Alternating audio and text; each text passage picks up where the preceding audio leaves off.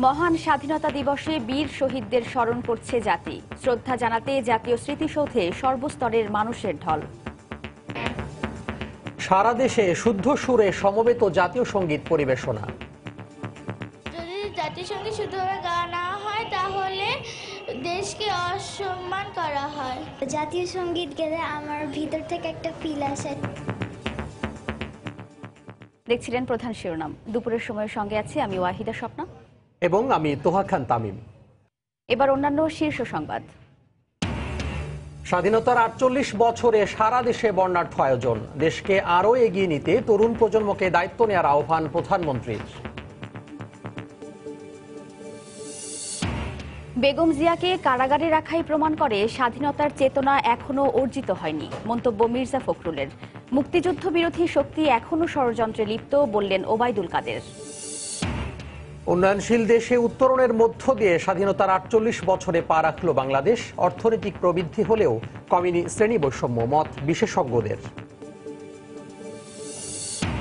রোহিঙ্গা ইস্যুর ধাক্কা সামলে আবারও কক্সবাজারমুখী পর্যটক। নিরাপত্তায় বাড়তি ব্যবস্থা, লোকসান পুষিয়ে নেয়ার আশা ব্যবসায়ীদের।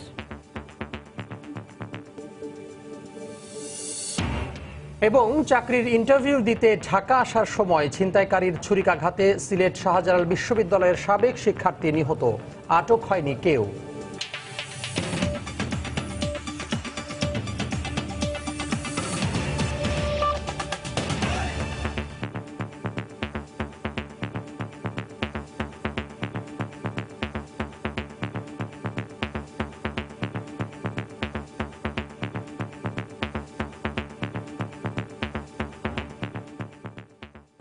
গভীর শ্রদ্ধায় পুরো জাতি স্মরণ করছে স্বাধীনতার কাণ্ডারীদের।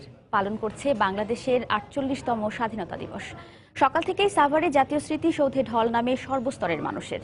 ফুল হাতে কৃতজ্ঞ চিত্তে স্মরণ করেন সেই সূর্য সন্তানদের, যাদের আত্মত্যাগে বাংলাদেশ নামের ভূখণ্ডের আলো বাতাসে বেড়ে উঠছে প্রজন্ম থেকে প্রজন্ম। স্বাধীনতা উদযাপনের এমন দিনে সবার প্রত্যাশা, উন্নয়নশীল দেশে পা রাখা বাংলাদেশ সবার সম্মিলিত প্রচেষ্টায় একদিন নাম লেখাবে উন্নত দেশ হিসেবে। আরও জানাচ্ছেন শফিক মোহাম্মদ। ৭১-এর ৯ মাসের রক্তক্ষয়ী সংগ্রামের শহীদ মুক্তিযোদ্ধাদের স্মৃতি বহন করছে সাভারের জাতীয় স্মৃতিসৌধ।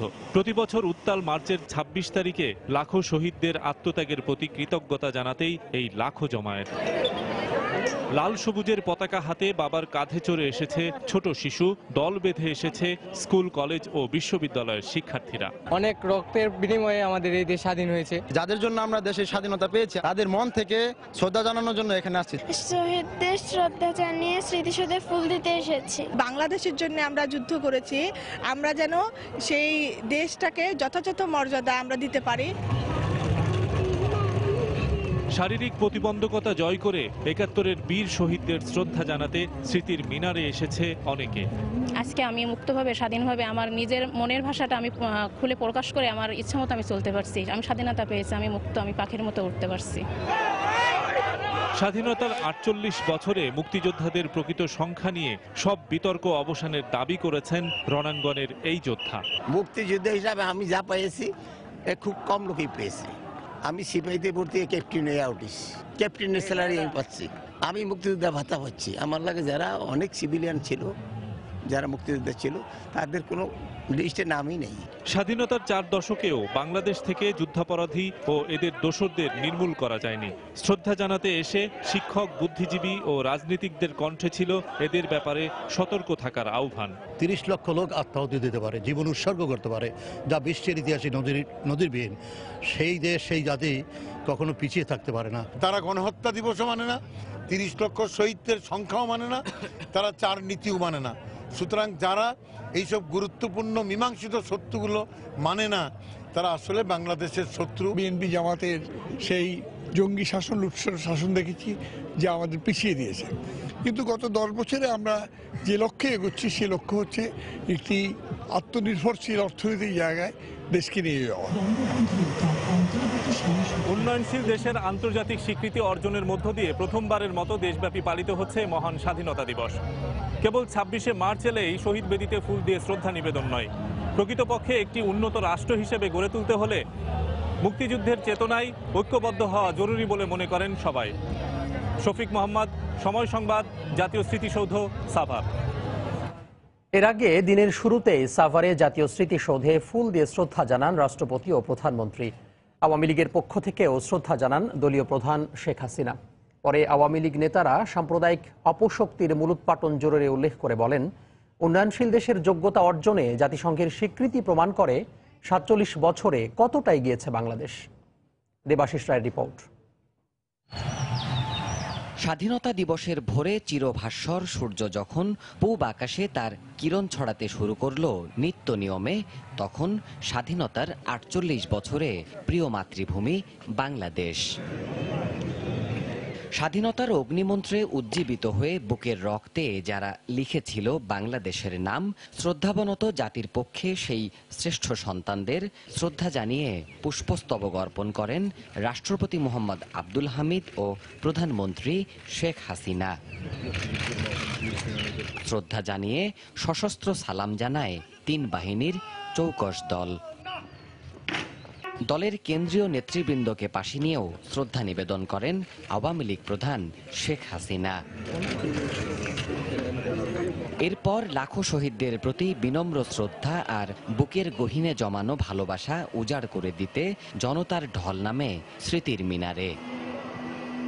এ সময় সাংবাদিকদের সঙ্গে কথা বলেন আওয়ামী লীগের সাধারণ সম্পাদক ওবায়দুল কাদের। তিনি বলেন, স্বাধীনতার ৪৭ বছরে দেশ এগোলেও সাম্প্রদায়িক অপশক্তির বিষবৃক্ষের আস্ফালন কমেনি।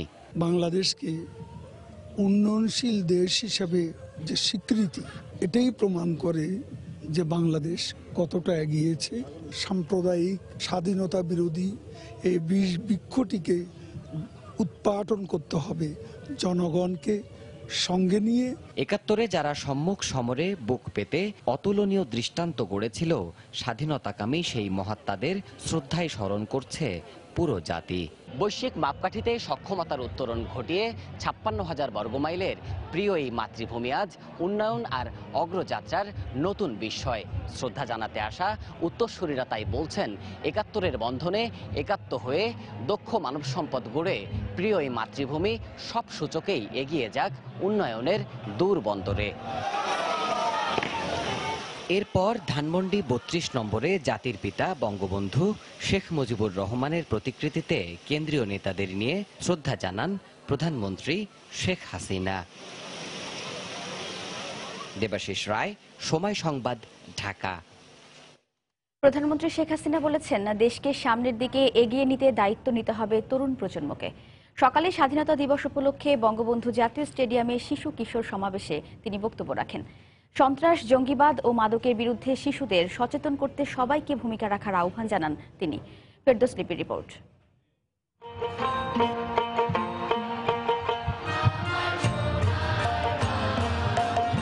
বাঙালির স্বাধিকার ও শৃঙ্খল মুক্তির দিন ২৬শে মার্চ, বাংলাদেশের স্বাধীনতা দিবস। মহান এই দিবসের সকালে বঙ্গবন্ধু জাতীয় স্টেডিয়ামে লাখো কণ্ঠে ধ্বনিত হয় জাতীয় সঙ্গীত, যেখানে সমবেত শিশু কিশোরদের সঙ্গে কণ্ঠ মেলায় সরকার প্রধান শেখ হাসিনাও। এরপর হাজারো শিশু কিশোরদের কুচকাওয়াজ পরিদর্শনে আসেন প্রধানমন্ত্রী। শুভেচ্ছা জানান সমবেত নতুন প্রজন্মকে। প্যারেড কারে না উঠে পায়ে হেঁটে শিশু কিশোরদের কাতারে যান তিনি। পরে দেশের বিভিন্ন অঞ্চলের শিক্ষার্থীদের অংশগ্রহণে শুরু হয় প্যারেড। প্রধানমন্ত্রী কুচকাওয়াজে অংশ নেয়া শিক্ষার্থীদের সালাম গ্রহণ করেন। শিশু কিশোরদের উদ্দেশ্যে দেয়া বক্তব্যে প্রধানমন্ত্রী উন্নয়নশীল বাংলাদেশকে সামনের দিকে এগিয়ে নেওয়ার আহ্বান জানান। আমাদের লক্ষ্য যে এই বাংলাদেশকে বিশ্বসভায় মর্যাদার আসনে নিয়ে আসা। ইতিমধ্যে আমরা উন্নয়নশীল দেশে উন্নীত হতে পেরেছি। কারো কাছে মাথা নত করে নয়, আমরা মর্যাদার সাথে বিশ্বে চলবো। আমরা যেখানে রেখে যাব, আগামী দিনে তোমরাই সেখান থেকে দেশকে আরো উন্নতির পথে এগিয়ে নিয়ে যাবে। সন্তানরা যেন সন্ত্রাস, জঙ্গিবাদ ও মাদকাসক্ত না হয়ে পড়ে, সেজন্য অভিভাবকদের সচেতন হওয়ার আহ্বানও জানান শেখ হাসিনা। শিশুরা যেন কোনো মতে সন্ত্রাস, জঙ্গিবাদ, মাদকাসক্তিতে আসক্ত না হয়, তার জন্য মন দিয়ে লেখাপড়া শিখে এরপর শিশু কিশোরদের আয়োজনে বিভিন্ন ডিসপ্লের মাধ্যমে শেষ হয় সমাবেশ। মনোজ্ঞ সেই পরিবেশনায় উঠে আসে বাংলার প্রকৃতি থেকে শুরু করে ৭১-এর মহান মুক্তিযুদ্ধের ইতিহাসের নানা পর্ব। ৪৭ বছরের বাংলাদেশ এগিয়েছে নানা ঘাত প্রতিঘাতে। আগামীর বাংলাদেশও এগিয়ে যাবে সমৃদ্ধির পথে। যে স্বপ্ন বাস্তবায়নে শহীদ হয়েছিলেন লাখো বাঙালি। তাই স্বাধীনতা দিবসে শিশু কিশোর সমাবেশে যোগ দিয়ে এসব কোমলমতি শিশুদের ভবিষ্যৎ বাংলাদেশের নেতৃত্ব গ্রহণের প্রস্তুতির আহ্বান জানিয়েছেন প্রধানমন্ত্রী শেখ হাসিনা। ফেরদৌস লিপি, সময় সংবাদ, ঢাকা। লাখো শহীদের আত্মত্যাগে বাংলাদেশ স্বাধীন হয়েছিল বলেই আমরা পেয়েছি লাল সবুজ পতাকা, জাতীয় সঙ্গীত। স্বাধীনতার ৪৮ বছরে সারা দেশে সমবেত কণ্ঠে গাওয়া হলো শুদ্ধ সুরে জাতীয় সঙ্গীত। কণ্ঠে দেশের বন্দনা আর বুকে ৫৬,০০০ বর্গমাইলের একটি দেশের ছবি নিয়ে বেড়ে উঠুক নতুন প্রজন্ম, এই চাওয়াই ছিল সবার মাঝে। কণ্ঠে জাতীয় সঙ্গীত আর অন্তরে অস্তিত্বের অহংকার। পুরো দেশ একসঙ্গে জানান দিচ্ছে ৪৮ বছরে পা দিল প্রিয় বাংলাদেশ। স্বাধীনতা, এই একটিমাত্র শব্দ যেন পাল্টে দিয়েছে পুরো জাতির অবস্থান, ভাবনা ও পরিচয়। তাই তো দিবসটিকে সামনে রেখে সকাল ৮টায় দেশের বিভিন্ন শিক্ষা প্রতিষ্ঠানে চলে একযোগে সমবেত জাতীয় সঙ্গীত পরিবেশন। এতে স্বতঃস্ফূর্তভাবে অংশ নিতে পেরে খুশি শিক্ষার্থীরা। জাতীয় সঙ্গীত গেলে আমার ভিতর থেকে একটা ফিল আসে, সেই ফিলটা অনেক ভালো লাগে আমার। যদি জাতীয় সঙ্গীত শুদ্ধভাবে গাওয়া না হয় তাহলে দেশকে অসম্মান করা হয়। নতুন প্রজন্মের কাছে শুদ্ধভাবে জাতীয় সঙ্গীত আর দেশপ্রেমের চেতনাকে তুলে ধরতেই এই আয়োজন বলে জানান শিক্ষকরা। জাতীয় সঙ্গীত একটা জাতির পরিচয়। জাতির পরিচয়টা আমরা আসলে এখন পর্যন্ত শুদ্ধভাবে গাইতে বলতে পারি নাই। সুতরাং এই যে উদ্যোগটা, যে একযোগে সবাই শুদ্ধভাবে জাতীয় সঙ্গীত গাইবে, এটা একটা মহান উদ্যোগ। জাতীয় সঙ্গীত যাতে শুদ্ধ ভাষায়, সুন্দর সুরে এবং সঠিকভাবে গাওয়া হয়, সেটাতে আমরা বাচ্চাদেরকে উৎসাহিত করবার জন্য আমরা প্রচেষ্টা চালিয়ে যাচ্ছি। বিভিন্ন শিক্ষা প্রতিষ্ঠানে পতাকা উত্তোলন ও জাতীয় সঙ্গীত গাওয়ার পাশাপাশি চলে দেশাত্মবোধক গানের পরিবেশনা। তাহিয়া রুবাইয়াত, অপলা, সময় সংবাদ, ঢাকা। দুপুরের সময় আরো থাকছে। মহান স্বাধীনতা দিবসে নিয়োগে জাতীয় সঙ্গীত পরিবেশনা, একযোগে দেশের বন্দনায় প্রবাসী বাঙালিরা, কলকাতা উপদূতাবাসে নানা আয়োজন।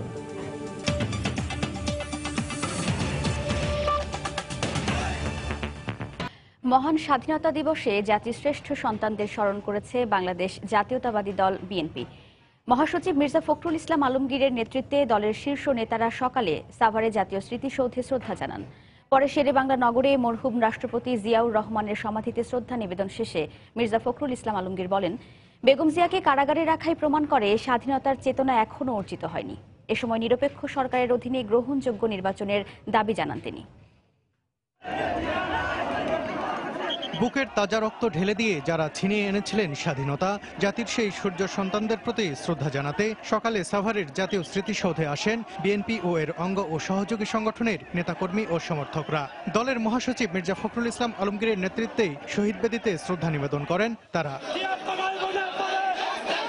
জাতীয় স্মৃতিসৌধে শ্রদ্ধা নিবেদন শেষে শেরেবাংলা নগরে মরহুম রাষ্ট্রপতি জিয়াউর রহমানের সমাধিতে শ্রদ্ধা জানাতে আসেন বিএনপি নেতারা। আগে থেকেই সেখানে ভিড় করছিলেন রাজধানীর বিভিন্ন এলাকা থেকে আসা দলীয় নেতাকর্মীরা।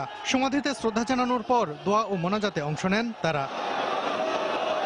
পরে গণমাধ্যমের মুখোমুখি হয়ে মির্জা ফখরুল বলেন, বেগম জিয়াকে কারাগারে রাখায় প্রমাণ করে স্বাধীনতার চেতনা এখনো অর্জিত হয়নি। তাদের নীল নকশার মধ্য দিয়ে যে একদলীয় শাসন ব্যবস্থা তারা পুরো প্রবর্তন করতে চায়, সেই ষড়যন্ত্রে আজকে দেশনেত্রী বেগম খালেদা জিয়া সহ আমাদের হাজার হাজার নেতা কর্মীকে তারা রুদ্ধ করে আজকে গণতন্ত্রের সমস্ত প্রতিষ্ঠানগুলোকে তারা ধ্বংস করে দিয়েছে, মানুষের অধিকার কেড়ে নিয়েছে।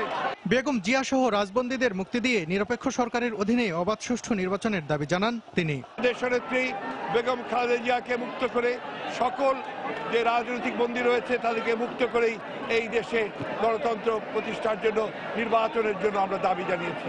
আমরা সেই লক্ষ্যেই সংগ্রাম করছি, আমরা অবশ্যই এই সংগ্রামে বিজয়ী হব। দিবসটি উপলক্ষে সারা দেশে দিনব্যাপী বিভিন্ন কর্মসূচি পালন করে বিএনপি। সালাউদ্দিন সুমন, সময় সংবাদ, ঢাকা। যারা মুক্তিযুদ্ধকে অস্বীকার করে তারা যাতে রাষ্ট্রীয় ক্ষমতায় আসতে না পারে সে বিষয়ে সবাইকে সতর্ক থাকার আহ্বান জানিয়েছেন খাদ্যমন্ত্রী অ্যাডভোকেট কামরুল ইসলাম। সকালে কেরানীগঞ্জ উপজেলা মাঠে আয়োজিত স্বাধীনতা দিবসের অনুষ্ঠানে এই আহ্বান জানান তিনি। খাদ্যমন্ত্রী বলেন, আগামী নির্বাচনে যে কোনো মূল্যে অপশক্তিকে প্রতিহত করতে হবে। কেউ অংশগ্রহণ করুক বা না করুক, সংবিধান অনুযায়ী যথাসময়ে জাতীয় নির্বাচন হবে বলেও মন্তব্য করেন তিনি। এর আগে বিভিন্ন বিদ্যালয় থেকে অংশ নেওয়া শিক্ষার্থীদের মনোজ্ঞ কুচকাওয়াজ ও ডিসপ্লে উপভোগ করেন অতিথিরা।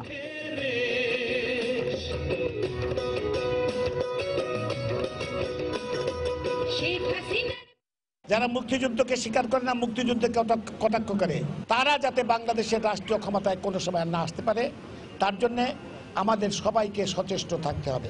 কাজেই নির্বাচনে এদেরকে যে কোনো মূল্যেই হোক এদেরকে পরাজিত করতে হবে। খালেদা জিয়া আজকে দুর্নীতির দায়ে অভিযুক্ত হয়েছেন, তিনি সাজা হয়েছেন। তার নির্বাচনে আসা না আসার বিষয়টি হচ্ছে আদালতের উপর নির্ভরশীল। কোন দল নির্বাচনে আসলো, কোন নেত্রী নির্বাচনে অংশগ্রহণ করতে পারলো না, সেটা মানুষের দেখার বিষয় নয়।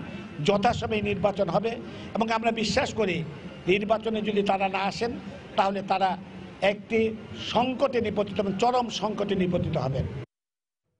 স্বাধীনতা দিবস উপলক্ষে কেন্দ্রীয় শহীদ মিনার থেকে শুরু হয়েছে শোক থেকে শক্তি শিরোনামে দিনব্যাপী পদযাত্রা এখন পৌঁছেছে সাভারের সাদুল্লাপুরের। সঙ্গে আছেন রিপোর্টার আতিকুর রহমান তমাল। আমরা সরাসরি যাচ্ছি তার কাছে। তমাল। হ্যাঁ স্বপ্না, 1952 থেকে 1971 এই যে দীর্ঘ সময়, অর্থাৎ 19 বছরের যে পথ পরিক্রমা, আমাদের শহীদ মিনার থেকে শুরু করে স্বাধীনতা স্মৃতিসৌধ যে আছে, জাতীয় স্মৃতিসৌধ, তো এই দীর্ঘ পথ কিন্তু পরিক্রমায় যে আমাদের সংগ্রাম, আমাদের ত্যাগ, তো সেই সংগ্রামকে স্মরণ করার জন্য কিন্তু আজকে সকাল থেকে শুরু করেছে অভিযাত্রা নামে একটি দল পদযাত্রা। তারা শহীদ মিনার থেকে শুরু করে ঢাকা শহরের যে ঐতিহাসিক স্থানগুলো রয়েছে, অর্থাৎ মুক্তিযুদ্ধে যে স্থানগুলোর ভূমিকা অবিস্মরণীয়, সেই সব স্থান ঘুরে ঘুরে তারা কিন্তু এই মুহূর্তে রয়েছে বিরুলিয়া সাদুল্লাপুরে, এটি সাভারের একটি স্থান।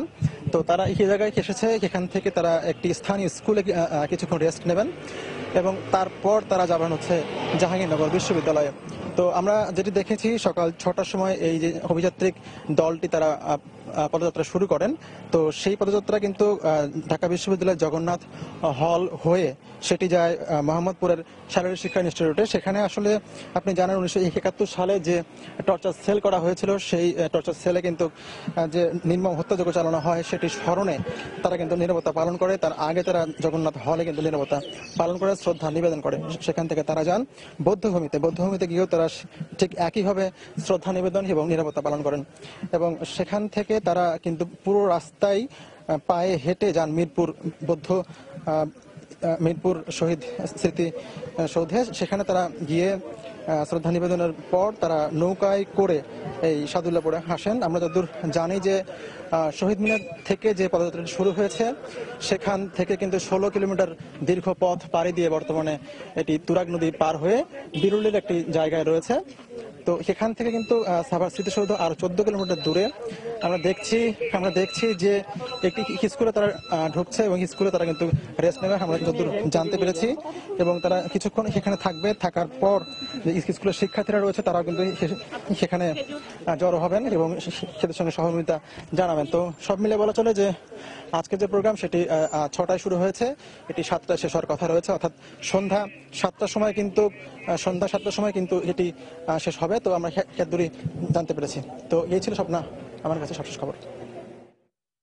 স্বাধীনতা দিবস উপলক্ষে কেন্দ্রীয় শহীদ মিনার থেকে শুরু হওয়া পদযাত্রা এখন আছে সাভারের সাদুল্লাপুরে। সেখান থেকে আমাদের সঙ্গে যোগ দিয়েছেন রিপোর্টার আতিকুর রহমান তমাল। দেখছেন দুপুরের সময়। স্বল্পোন্নত দেশ থেকে উন্নয়নশীল দেশে উত্তরণের মাধ্যমে মহান স্বাধীনতার 48তম বছরে পা রাখল বাংলাদেশ।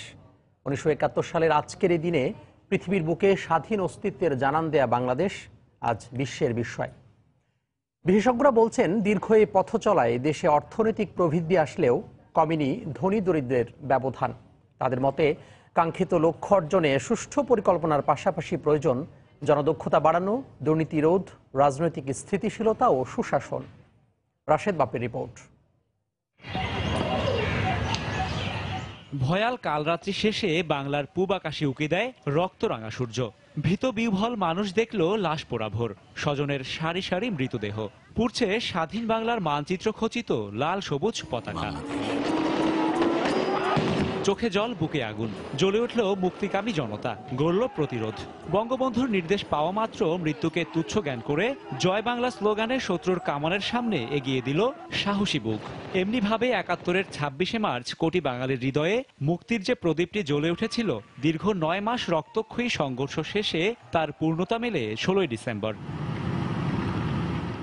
এরপর প্রায় ৫ দশকে নানা পিছুটান সত্ত্বেও দৃঢ় অচঞ্চল পায়ে সামনে এগিয়েছে বাঙালি। সকল বাধা আর নানা ষড়যন্ত্র পায়ে ঠেলে স্বল্পোন্নত দেশের পরিচয় পেছনে ফেলে বাংলাদেশ এখন উন্নয়নশীল দেশের দোরগোড়ায়। এক অপ্রতিরোধ্য অগ্রযাত্রায় ৪৮-এর বাংলাদেশ।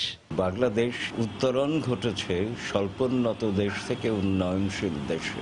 এটা কিন্তু অনেক বড় অর্জন, কারণ আমাদের জন্মলগ্নে ডক্টর হেনরি কিসিঞ্জারের অভিসম্পাত ছিল যে আমরা তলাবিহীন ঝুড়ি, আজকে ঝুড়িটি উচ্চ পড়ছে। মাথাপিছু আয়, আরেকটা হচ্ছে অর্থনৈতিক ঝুঁকি, আর তৃতীয়টা হচ্ছে মানব সক্ষমতা। সব জায়গায় যতখানি আমাদের অর্জন করার কথা তার চেয়ে বেশি আমরা ইতিমধ্যে অর্জন করেছি। তবু বিশ্লেষকদের মতে দীর্ঘদিনের রাজনৈতিক সংগ্রাম আর প্রজ্ঞার ফল যে স্বাধীনতা, তার মূল লক্ষ্যার্জনে আজও পিছিয়ে বাংলাদেশ।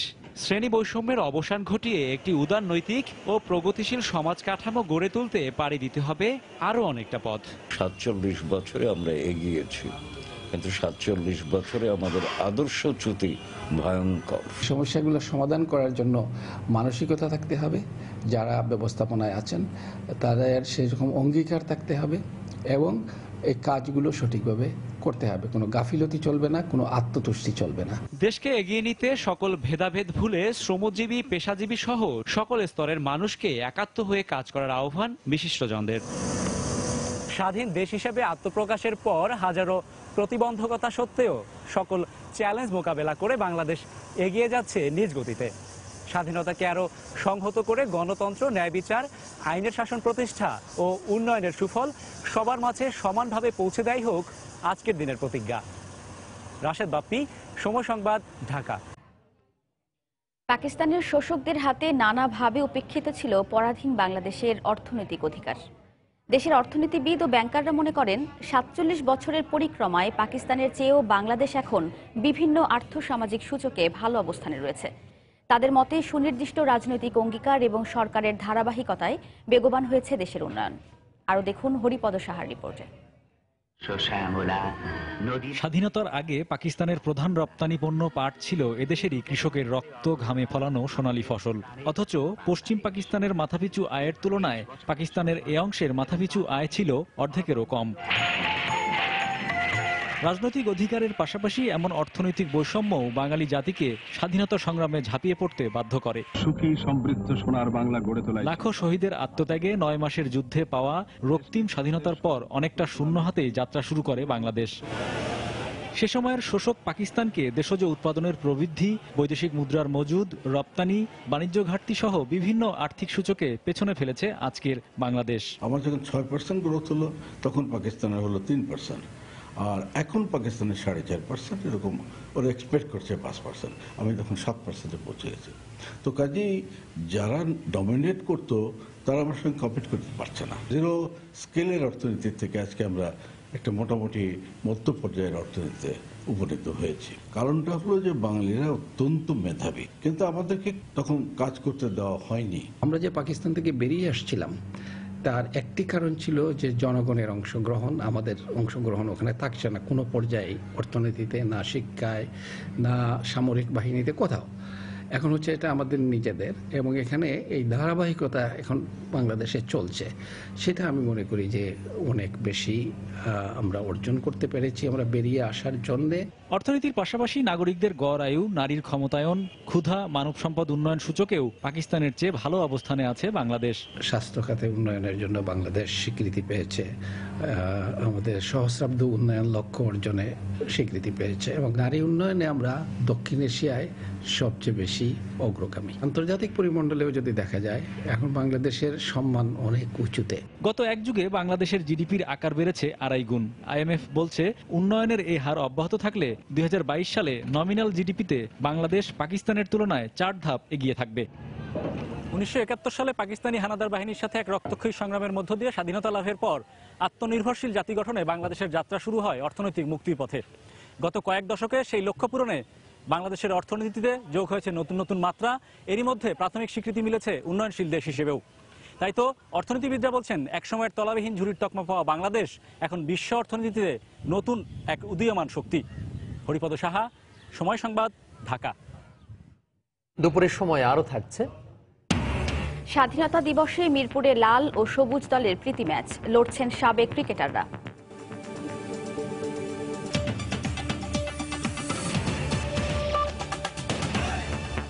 রাজধানীর মতো সারা দেশে বর্ণাঢ্য আয়োজনে উদযাপন করা হচ্ছে মহান স্বাধীনতা দিবস। সূর্যোদয়ের পর থেকেই শহীদ বেদিতে ফুল দিয়ে ৭১-এর সেনানীদের শ্রদ্ধা জানান সর্বস্তরের মানুষ। কুচকাওয়াজ ও মনোজ্ঞ ডিসপ্লেতে অংশ নেয় শীর্ষ শিক্ষার্থীরা। উন্নয়নশীল দেশে উত্তরণের অর্জনকে তুলে ধরে অসাম্প্রদায়িক বাংলাদেশ করার প্রত্যয় জানান সবাই। ব্যুরো প্রতিবেদকদের পাঠানো তথ্য ও ছবি নিয়ে দেখুন ডেস্ক রিপোর্ট।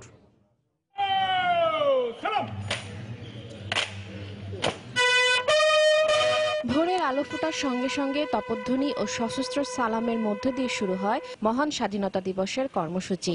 চট্টগ্রাম কেন্দ্রীয় শহীদ মিনারে ফুল দিয়ে শ্রদ্ধা জানান জেলা ও বিভাগীয় প্রশাসন সহ সর্বস্তরের মানুষ।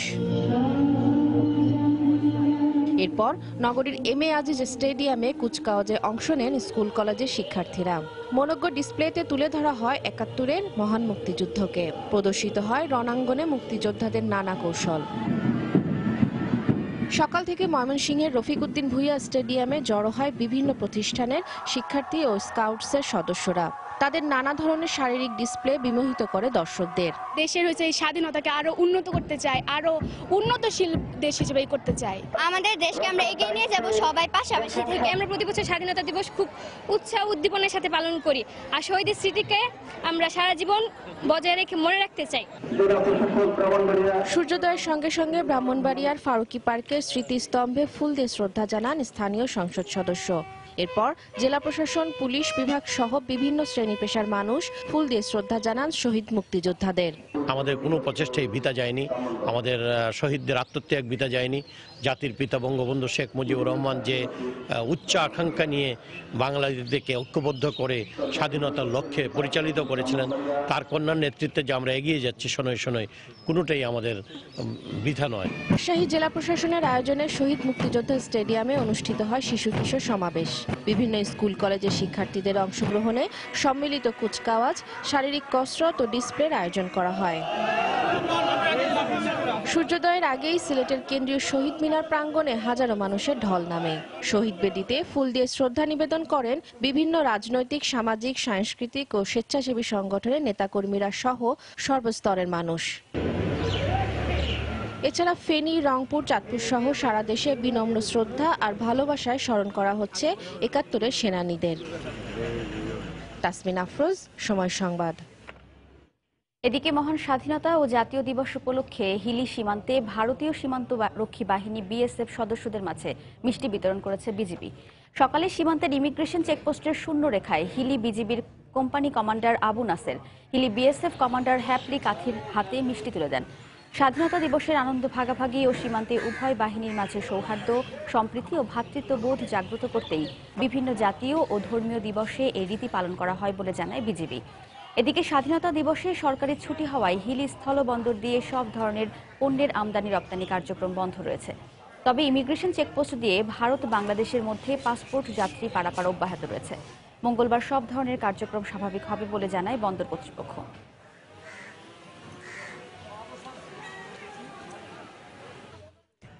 দেশের বাইরের স্বাধীনতা উদযাপনের খবর। যুক্তরাষ্ট্রের নিউ ইয়র্কে বাংলাদেশ কনসুলেটে শুদ্ধ সুরে জাতীয় সঙ্গীত পরিবেশন অনুষ্ঠানে সমবেত হন প্রবাসী বাংলাদেশিরা। অনুষ্ঠানে প্রথমে জাতীয় সঙ্গীত গাওয়া হয়, পরে শহীদ স্মরণে কিছুক্ষণ দাঁড়িয়ে নীরবতা পালন করা হয়। স্থানীয় সময়ে সন্ধ্যা হলেও বাংলাদেশের সঙ্গে মিল রেখে এই আয়োজন করে বাংলাদেশ কনসুলেট জেনারেল। যুক্তরাষ্ট্রের বিভিন্ন অঙ্গরাজ্যের প্রবাসী বাংলাদেশিরা এই আয়োজনে অংশ নেন।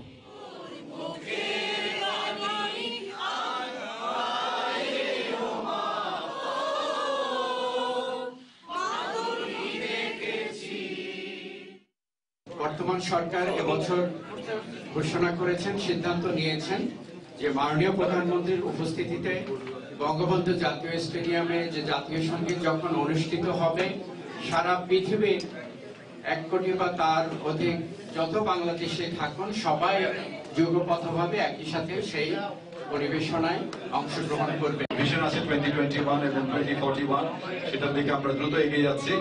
আমরা আশা করি প্রবাসীরা আপনারা যে গুরুত্বপূর্ণ অবদান রেখে চলেছেন, আগামীতে আরো জোরদার অবদান রাখবেন। এদিকে নানা আয়োজনে কলকাতায় বাংলাদেশ উপদূতাবাসে 47তম স্বাধীনতা দিবস উদযাপন করা হচ্ছে। সকালে কলকাতার বঙ্গবন্ধু সরণির বাংলাদেশ উপদূতাবাসে পতাকা উত্তোলনের মধ্য দিয়ে দিনের আনুষ্ঠানিকতা শুরু হয়। পতাকা উত্তোলন করেন উপরাষ্ট্রদূত তৌফিক হাসান। এরপর স্বাধীনতা যুদ্ধে শহীদদের আত্মার মাগফিরাত কামনা করে মোনাজাত করা হয়। এ সময় উপস্থিত ছিলেন উপদূতাবাসের কর্মকর্তা এবং কর্মচারীরা। এছাড়াও স্বাধীনতা দিবস উপলক্ষে রাতে উপদূতাবাসে নৈশভোজের আয়োজন করা হয়েছে। এতে কলকাতার বুদ্ধিজীবী, রাজনৈতিক ব্যক্তিত্ব, তারকা সহ অনেকেই অংশ নেবেন।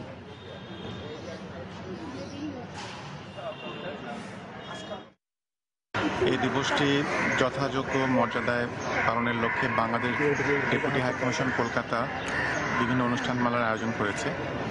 তার মধ্যে ছিল সকালবেলা জাতীয় পতাকা উত্তোলন।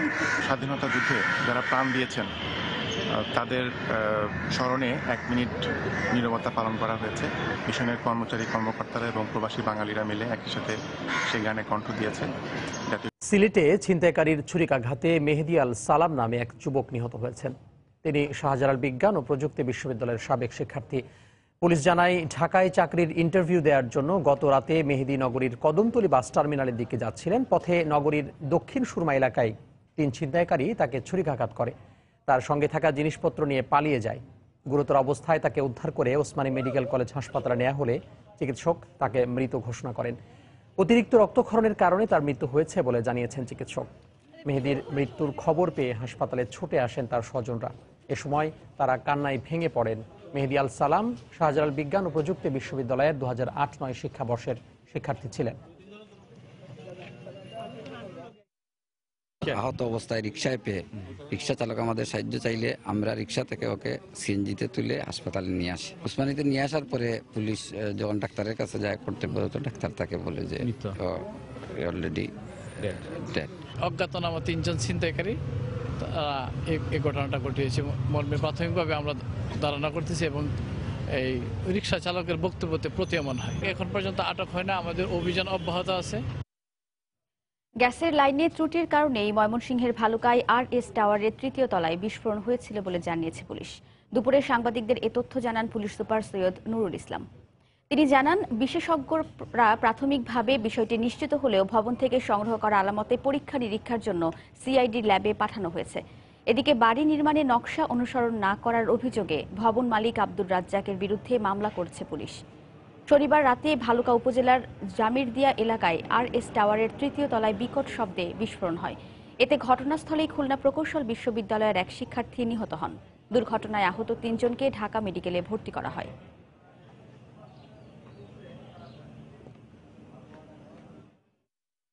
এক্সপার্টিজ আছে, তারা আসার পরে তারা আমাদেরকে অবজারভেশন দেয় যে এটা গ্যাসের থেকে হয়েছে এবং গ্যাস বিস্ফোরণের ফলেই চতুর্দিকে গ্যাসটা যখন প্রেসার দিয়েছে তখন বিল্ডিংয়ের অনেকগুলো দিক ভেঙে পড়েছে, জানালাগুলো ভেঙে পড়েছে, অনেকগুলো জানালা উড়িয়ে অনেক দূরে নিয়ে গেছে। তো এই ঘটনায় কেন্দ্র করে আমাদের একদিকে যে আলামতগুলো সংগ্রহ করা হয়েছে সেগুলো এক্সপার্ট ওপিনিয়নের জন্য সেগুলো টেস্টের জন্য পাঠানো হয়েছে। আরেকদিকে বিল্ডিংয়ের যে মালিক তার বিল্ডিং কোড মেনে দায়িত্বশীলভাবে বিল্ডিং করার যে কথা ছিল সেটি না করার কারণে তার বিরুদ্ধে মামলা হয়েছে। সাপ্তাহিক ও স্বাধীনতা দিবসের ছুটিকে কেন্দ্র করে পর্যটকের পদচারণায় মুখর বিশ্বের দীর্ঘতম সমুদ্র সৈকত কক্সবাজার। রোহিঙ্গা ইস্যুতে ভরা মৌসুমে পর্যটকদের আনাগোনা কমে গেলেও পাল্টে গেছে সেই চিত্র। আবারও কক্সবাজারমুখী হচ্ছেন পর্যটকরা। এতে খুশি পর্যটন ব্যবসায়ীরা। পর্যটকদের নিরাপত্তায় নেওয়া হয়েছে বাড়তি ব্যবস্থা। সুজাউদ্দিন রবিলের তথ্য, মোহাম্মদ ফরাজের ছবি নিয়ে দেখুন ডেস্ক রিপোর্ট। পর্যটন নগরী কক্সবাজার প্রতি বছর ভরা মৌসুমে সমুদ্র সৈকত সহ পর্যটন স্পটগুলোতে বাড়তে থাকে পর্যটকদের উপচে পড়া ভিড়। তবে রোহিঙ্গা ইস্যুর কারণে চলতি বছর অধিকাংশ সময় পর্যটক শূন্য ছিল কক্সবাজার। তবে সাপ্তাহিক ছুটি ও স্বাধীনতা দিবসের ছুটিকে কেন্দ্র করে পর্যটকদের পদচারণায় মুখর হয়ে উঠেছে কক্সবাজারের সমুদ্র সৈকত। শুক্রবার সকাল থেকে বিভিন্ন স্পটগুলোতে বাড়তে থাকে ভ্রমণপ্রিয় মানুষের ভিড়। প্রিয়জনকে সাথে নিয়ে সৌন্দর্য উপভোগে মেতে ওঠেন নানা বয়সী মানুষ। 26শে মার্চের ছুটি, শুক্র শনি 2 দিন ছুটি, এই জন্যই আসলে প্রিয়জনের সাথে কক্সবাজার ছুটে আসা। এই সময়টা একটু গরম হলেও ভালো লাগতেছে, অনেক লোকজন আসছে, ভালোই লাগে। কক্সবাজার থেকে সুন্দর এরকম প্রাকৃতিক দৃশ্য, এরকম মানে জিনিস অন্য কোথাও নাই, যার কারণে ছুটি পাইলে আসলে কক্সবাজারে একটু আসতে মন চায়। পর্যটকদের নিরাপত্তায় বাড়তি ব্যবস্থা নিয়েছে টুরিস্ট পুলিশ। ছিনতাই, চুরি, বিভিন্ন অপরাধ প্রতিরোধে আমাদের সাদা পোশাকের ডিউটিতেও নিয়োজিত আছে পুলিশ। এছাড়াও আমরা যাতে সাগরে কোনো ধরনের দুর্ঘটনা না ঘটে, আমাদের রেস্কিউ টিম সর্বদা প্রস্তুত রয়েছে। এই অবস্থায় লোকসান কিছুটা কাটিয়ে ওঠা সম্ভব বলে মনে করছেন হোটেল মালিক সমিতির নেতা। রোহিঙ্গা ইস্যুর কারণে কিছু পর্যটকদের মাঝে কিন্তু একটা আতঙ্ক সৃষ্টি হয়েছিল, কিন্তু তারা কিন্তু এখন কিন্তু সেটাকে কিন্তু কেটে তারা কক্সবাজার আসতে পছন্দ করছেন। হোটেল মালিকদের দেয়া তথ্য মতে সাপ্তাহিক ও স্বাধীনতা দিবসের ছুটিকে কেন্দ্র করে গত 3 দিনে কক্সবাজারে ভ্রমণ এসেছে লক্ষাধিক পর্যটক। সময় সংবাদ, কক্সবাজার।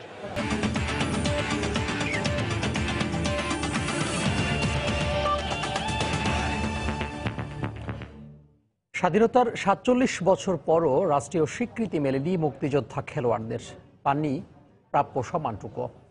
এমন আক্ষেপের কথা জানিয়েছেন স্বাধীন বাংলা ফুটবল দলের ম্যানেজার তানভীর মাজহার তান্না। মুক্তিযোদ্ধা খেলোয়াড়দের ইতিহাস সংরক্ষণ না করে ক্রীড়া মন্ত্রণালয়ের নজর অর্থ কমানোর দিকে, এমন অভিযোগ করেছেন তিনি।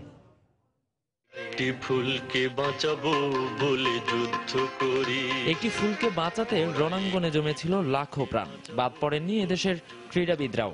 অগ্নিঝরা 71-এর রণাঙ্গনে ঝাঁপিয়ে পড়েছিলেন নাম জানা অজানা কত শত খেলোয়াড়। মুক্তিযুদ্ধ চলাকালীন বিদেশের মাটিতে প্রথম লাল সবুজের পতাকা তুলে ধরে ক্রীড়া সমিতি, পরবর্তীতে স্বাধীন বাংলা ফুটবল দল হিসেবে যেটি আত্মপ্রকাশ করে। আমরা একটু পলিটিক্যালি চিন্তা করলাম যে ভাই আমাদের ফ্ল্যাগ উঠাও, আমাদের ন্যাশনাল অ্যান্থাম বাজাও। তোরা বলেন এটা তো পারবো না। পরে ওখানকার যে ডিসি ছিল ওনার সাহস ছিল, উনি বললেন ঠিক আছে করো। স্বাধীনতার পর অনেক কিছুই ভুলে গেছে এদেশের মানুষ। বিস্মৃত হয়েছেন অনেক মুক্তিযোদ্ধা খেলোয়াড়ও। স্বাধীন বাংলা ফুটবল দলের প্রথম শহীদ মিরাজকে যেমন কেউই মনে রাখেনি। রেকর্ড বই ঘাটলে পাওয়া যায় না এমন অনেককেই। ধানমন্ডি ক্লাবে আমাদের যে মেইন অর্গানাইজার ছিল, plus he was our right back. Dhanmondi club তো 3rd ডিভিশন, 2nd ডিভিশন খেলেছে। খোকন ভাই, he was one of the first to get killed. উনি .22 নিয়ে পাকিস্তান আর্মির সাথে মারামারি করছেন। He was killed inside Dhanmondi মাঠ। দিনের পর দিন নামে বেনামে বিভিন্ন দলের সঙ্গে খেলে ফান্ড সংগ্রহ করে মুক্তিযোদ্ধাদের পাঠাতো স্বাধীন বাংলা দল। তবে রাষ্ট্রীয় স্বীকৃতি, প্রাপ্য সম্মান কিছুই পাননি মুক্তিযোদ্ধারা। হতাশা, ক্ষোভ, আক্ষেপ কোনো কিছুই যেন ঢাকতে পারলেন না তান্না। আমাদের টিম তো is the first Bangladesh team, এটাও রেকগনিশন পাই না আমরা। ওনারা যে স্পোর্টস মিনিস্ট্রি থাকেন, ন্যাশনাল স্পোর্টস কাউন্সিলে থাকেন, কি করে নেন? আপনাদের জবটা কি? এত সব সীমাবদ্ধতা, হতাশার গল্পের মাঝেও এগিয়ে চলেছে দেশের ক্রীড়াঙ্গন। নোমান আব্দুল্লাহ, সময় সংবাদ, ঢাকা। মহান স্বাধীনতা দিবস উপলক্ষে মিরপুর শের-ই বাংলা স্টেডিয়ামে লাল ও সবুজ দলে ভাগ হয়ে প্রীতি ম্যাচে লড়ছেন সাবেক ক্রিকেটাররা। 1971 সালের মহান মুক্তিযুদ্ধে নিহত শহীদদের স্মরণে প্রতি বছরই প্রীতি ম্যাচ আয়োজন করে থাকে বাংলাদেশ ক্রিকেট বোর্ড। এবছরও সে ধারাবাহিকতা ধরে রেখেছে বিসিবি। ম্যাচে লাল ও সবুজ দলে ভাগ হয়ে লড়ছেন সাবেক ক্রিকেটাররা। লাল দলে আছেন হাবিবুল বাশার, দুর্জয়, আকরাম খান, নান্নু ও সুজনের মতো তারকা ক্রিকেটাররা। সবুজ দলে আছেন মেহরাব হোসেন অপি, জহুরুল, মোহাম্মদ রফিক ও ফারুক আহমেদের মতো একসময়ের মাঠ মাতানো ক্রিকেটাররা। ম্যাচে এই মুহূর্তে সবুজ দলের দেয়া 167 রানের টার্গেটে ব্যাট করছে লাল দল।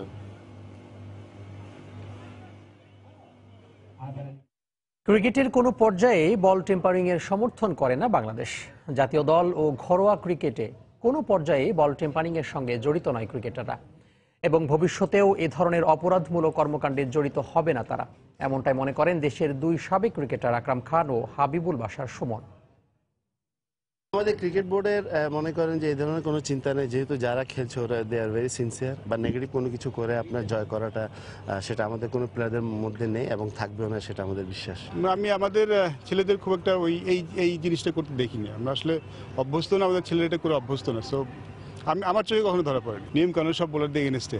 আমি বলবো না যে মানে বলের আকৃতি চেঞ্জ করা, যেটা বুঝি কোনো কিছু কেন স্যান্ড পেপার ইউজ করে বলের শাইনটা নষ্ট করা, সেরকম কিছু আমি কখনোই সমর্থন করি না। বাট বোলাররা কিছু কিছু জিনিস ইউজ করে বল মেনটেন করা, যেটা নর্মাল প্রসিডিওর, সেক্ষেত্রে মানে বোলারদের একটু স্বাধীনতা দেওয়া উচিত। দুপুরের সময় এ পর্যায়ে শীর্ষ সংবাদ জানিয়ে দিচ্ছি আরেকবার। মহান স্বাধীনতা দিবসে বীর শহীদদের স্মরণ করছে জাতি। শ্রদ্ধা জানাতে জাতীয় স্মৃতিসৌধে সর্বস্তরের মানুষের ঢল।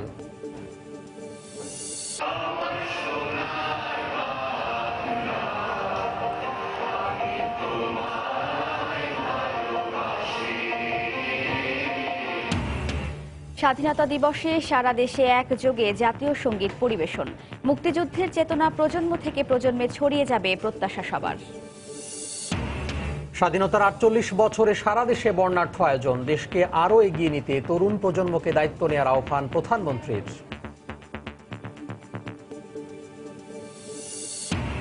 বেগম জিয়াকে কারাগারে রাখাই প্রমাণ করে স্বাধীনতার চেতনা এখনো অর্জিত হয়নি, মন্তব্য মির্জা ফখরুলের। মুক্তিযুদ্ধ বিরোধী শক্তি এখনো ষড়যন্ত্রে লিপ্ত, বললেন ওবায়দুল কাদের।